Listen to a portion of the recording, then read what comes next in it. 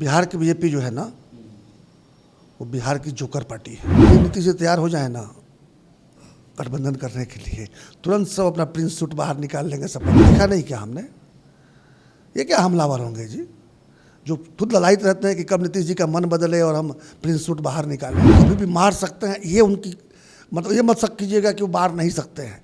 वो क्यों जैसे शेर बूढ़ा भी हो जाता है ना तो घास नहीं चढ़ता है, बंदर बूढ़ा होता है तो हुलाटी मारना नहीं भूल जाता है। तो उसी तरह से नीतीश कुमार जी जो है अभी भी पलटू चाचा ही हैं। कब पलट जाए ये मैंने कहा था, मेरे पास ऐसी कोई जानकारी नहीं है कि वो आज पलटने वाले हैं। बिहार विधानसभा का मानसून सत्र चल रहा है। ऐसे में मानसून सत्र काफ़ी छोटा है और हमारे साथ बातचीत करने के लिए सारण के एमएलसी इंजीनियर सच्चिदानंद राय जी हैं, विधान परिषद के सदस्य हैं। उनसे हम बात करेंगे और जानेंगे कई सवालों के जवाब। सर, विधानसभा का मानसून सत्र काफ़ी छोटा है, क्या लगता है अपनी क्षेत्र की समस्या रख पाएंगे पटल पे? वो सत्र छोटा हो या बड़ा हो, क्षेत्र की समस्याओं को सुनने के लिए सदन बैठता नहीं है। जो भी विपक्ष में रहता है उसका एक ही काम है, किसी तरह सदन को डिस्टर्ब करें और मीडिया के सामने जाकर अपनी बातें रखें। मैं नहीं समझता हूँ कि जो बचे हुए 4 दिन हैं उसमें कोई सदन ठीक से चलेगा। न जनता के प्रश्नों के उत्तर प्राप्त हो पाएंगे और न ही किसी मुद्दे पर बहस हो पाएगी। ऐसा अनुभव के आधार पर कह रहा हूँ। तो 8 साल हो गए इस सदन में बैठते हुए, तो इतना अनुभव हो गया है कि वहाँ पर कोई जनता के मुद्दों पर चर्चा करने के लिए नहीं बैठता। सब अपनी अपनी रोटी सेकने में बैठे हुए हैं और कैसे अगली बार हम सरकार बना लें, इसी में काम में लगे हुए हैं। इस बार क्या समस्या होगी सर? अपने क्षेत्र की क्या क्या समस्या अभी बची हुई है? उस क्षेत्र में काम ऐसे कौन से बचे हुए हैं जो सदन के पटल पे अभी तक नहीं हो? नहीं, क्या है जो समस्या नहीं है?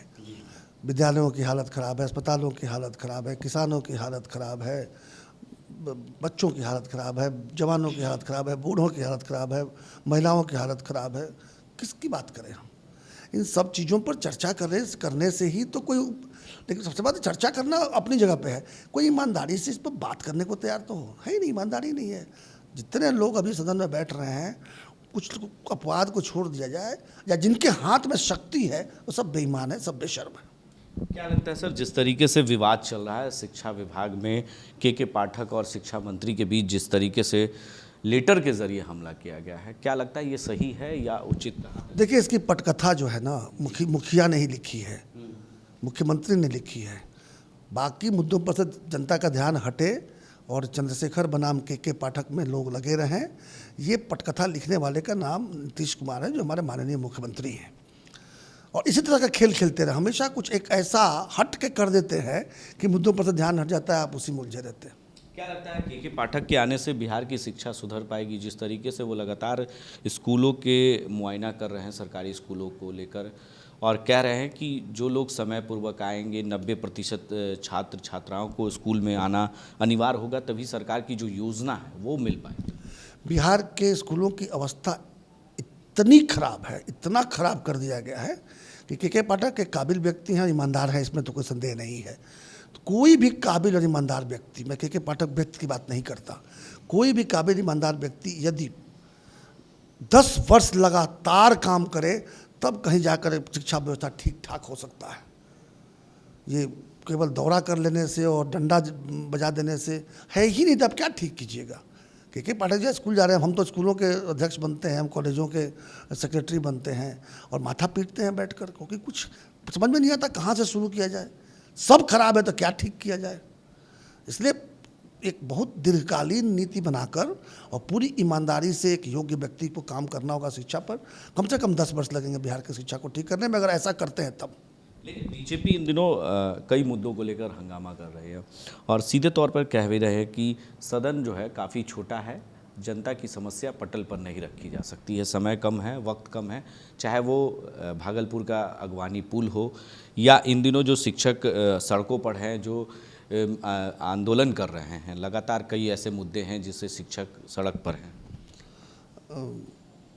बिहार की बीजेपी जो है ना, वो बिहार की जोकर पार्टी है।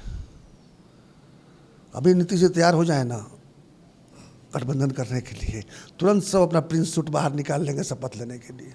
देखा नहीं क्या हमने? ये क्या हमलावर होंगे जी, जो खुद ललायित रहते हैं कि कब नीतीश जी का मन बदले और हम प्रिंस सूट बाहर निकालें। वो सब दिखावा है, छलावा है। लेकिन अमित शाह ने तो साफ शब्दों में कह दिया है कि नीतीश कुमार की नो एंट्री, बीजेपी में एंट्री नहीं है। तो क्या लगता है कि गठबंधन अगर टूटता है तो बीजेपी एक्सेप्ट कर? अमित शाह जी ने कभी कहा, मैंने ऐसा तो नहीं सुना। हाँ, अब सुशील मोदी जी जरूर कहा है कि नाक में रगड़ेंगे तो नहीं लूँगा, लेकिन सुशील मोदी जी के आजकल वो कद नहीं है कि वो ये निर्णय ले सके। हाँ, अमित शाह जी कहते हैं कि नो एंट्री है, तब एक बार थोड़े समय के लिए मान भी लिया जाए, लेकिन नेता तो जाने ही जाते हैं अपने सुबह के कही बात को शाम को भूल जाने के लिए, तो इसलिए ये कोई कहे भी तो उतना सीरियसली लेने की जरूरत नहीं है। क्या लगता है बिहार में जो गठबंधन है वो चल पाएगा? जिस तरीके से जुबानी जंग चल रहा है, लेटर बम फोड़ा जा रहा है, तो इससे क्या लगता है कि महागठबंधन पे असर पड़ेगा?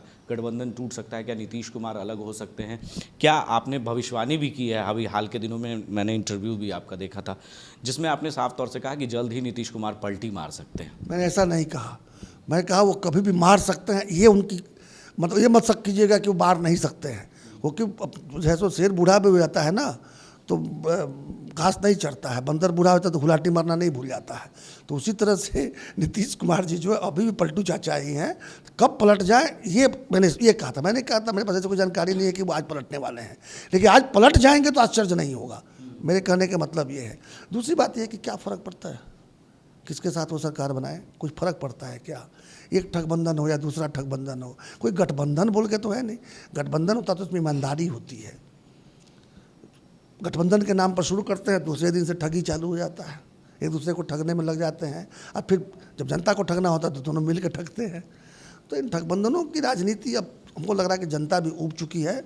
एक नया सवेरा आने वाला है, इंतजार कीजिए 2025 का। अंतिम सवाल सर, जिस तरीके से तेजस्वी यादव पर चार्जशीटेड हुए हैं, सीबीआई कोर्ट में चार्जशीट हो गया, इसको लेकर सदन में भी मामला गूंज रहा है, क्या लगता है तेजस्वी यादव को इस्तीफा दे देना चाहिए? आपकी क्या राय है? जिस तरीके से बीजेपी मांग कर रही है कि इस्तीफा दे देना चाहिए तेजस्वी यादव को, क्यों दे देना चाहिए? मैं कहता हूँ कि अगर केवल चार्जशीट होने पर दे देना चाहिए तो जिस दिन प्रश्न उठता है उसी दिन क्यों नहीं दे दिया गया? जब आपके चरित्र पर प्रश्न उठेगा, इतना ही अब बेदाग चरित्र है, तो बस जिस दिन प्रश्न उठे उसी दिन दे देना चाहिए, और नहीं तो फिर अदालत के नतीजे का फैसले का इंतजार करना चाहिए। ये बीच में कभी रेड हो गया इसलिए इस्तीफा दे देना चाहिए या गठबंधन तोड़ देना चाहिए। रेड हुआ तो गठबंधन तोड़ दिए नीतीश जी, लेकिन चार्जशीट लग गया तो दिक्कत नहीं है। हमको तो लग रहा है कल सजा भी हो जाएगी, तुमको दिक्कत नहीं होगी। आपने देखा तमिलनाडु में क्या हुआ? तमिलनाडु में गवर्नर ने, ठीक है उनको शायद अधिकार नहीं है मंत्री को हटाने का, लेकिन क्या उस मंत्री को पद पर बंधे रहना चाहिए? तो ये तो मोरालिटी की बात आप कर रहे हैं।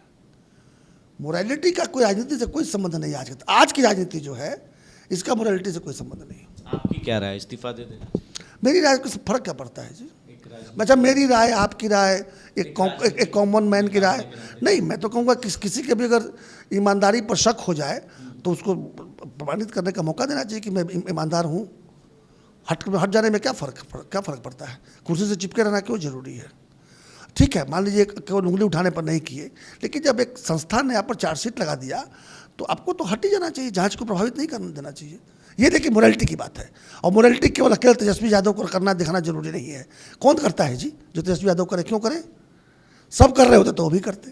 क्या लगता है बीजेपी तैयार है गठबंधन टूटने का? सब तैयार है। अरे अरे अरे, सब फेविकोल से चिपकने के लिए तैयार है भाई। ये सब तैयार होकर ही बैठे रहते हैं, और सूट हमेशा क्रिच बना के रोज देख लेते हैं कि अचानक आज ही रात को शपथ देना पड़ गया तो सूट तैयार है ना। ये छोड़िए, वो सब तो हम लोगों ने देख लिया, अब क्या देखना बाकी रह गया है।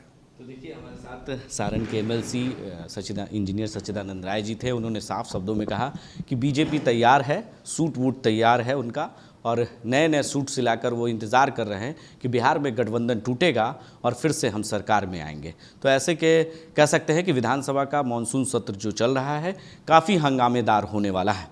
अपने सहयोगी कैमरामैन दिवाकर के साथ बने रहें देश डी न्यूज़ के लिए और देखते रहें देश डी। आशीर्वाद इजीकॉन ग्रुप, भरोसे का दूसरा नाम। हम सिर्फ घर नहीं, खुशियां भी बनाते हैं। आशीर्वाद रोज वैली, जिसमें है premium flats with all modern amenities. Patna में लेना चाहते हैं अपने सपनों का आशियाना, तो कीजिए हमारे इन नंबरों पर संपर्क।